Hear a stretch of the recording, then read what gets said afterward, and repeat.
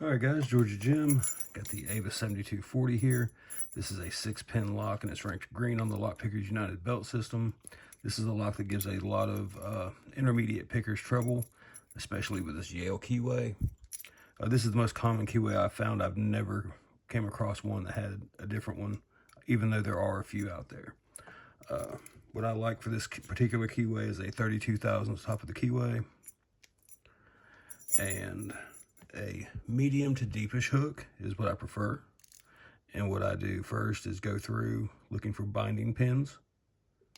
All right, there was a spool on pin 5 that was bound. 4, 3, 2 is loose, 1 is binding, 1 is our standard driver.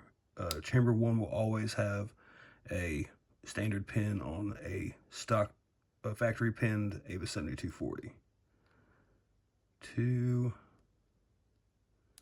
give us a little counter rotation. Okay. 3 is good. 4 is good. 5 is not giving counter rotation yet. 6. Okay, 5. And what I will do often is come around this warding. I'm going to pick the next one in a vise just to give you guys a better view of what I'm doing. Okay, and there we go. So, not much to it if you know how to navigate this keyway, and presetting spools can help just reduce the number of spools you have to set while picking. So we'll get the next one in the vise and I'll give you guys a better view. All right, so we got this one in the vise. I've added a little mark here to show the counter rotation. And before we get started, I want to point out that with this keyway and the way the lock is oriented in the padlock, that your Bible is oriented like this. So as you're picking and you're moving a pin, if you're not getting the lift you need, just bring your pick around and then you can get all the way to the top. So that's very helpful with max lifts. All right, so. All right, here we go. Again, we're gonna start in the back. All right, that was a little click on 5, 6, 5. Okay, I went back and checked 4 and 3, or checked 6. 3 is binding. 2. Pin 1. Okay. 2 isn't giving us any counter rotation. 3 is. Okay, there we went.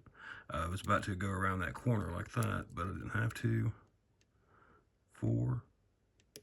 Nothing yet. Pin 5 is giving us counter rotation. We got that set. Let's check pin 6. Very light tension. I'm just using just enough to hold that tensioner.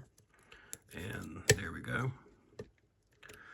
All right, so I'm going to put the cutaway in the vise and let you guys see an inside perspective of what I'm doing, and hopefully you guys will find that helpful. All right, so with our pick and the lock, we're going to check for binding pins and preset any spools that we can. So that was 5, 4 was loose, 3 is binding, 2 is loose, 1 is binding. Okay, let's check pin 2, and we got our false set. Let's go on back to the back again. 6. We got 6 set now. 5 feels good. 4 is jiggling. 3 feels good. 2, we did drop 1. All right, 2, we're getting counter rotation.